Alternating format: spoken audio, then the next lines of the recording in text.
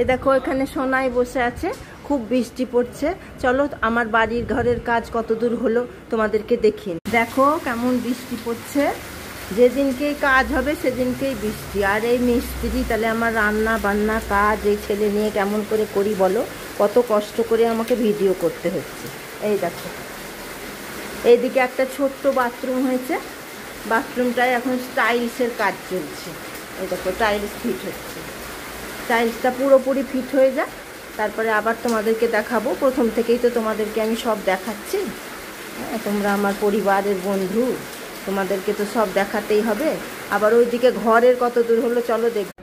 আর এই দেখো ঘরের কাজ, এই দেখো সিলিং, ফলস সিলিংটা হয়েছে, পুট্টি হলো, এই পুট্টি হয়েছে, এখনও লাইটিং ফাইটিং সব বাকি আছে, লাইট মাইটগুলো এখনও হয়নি।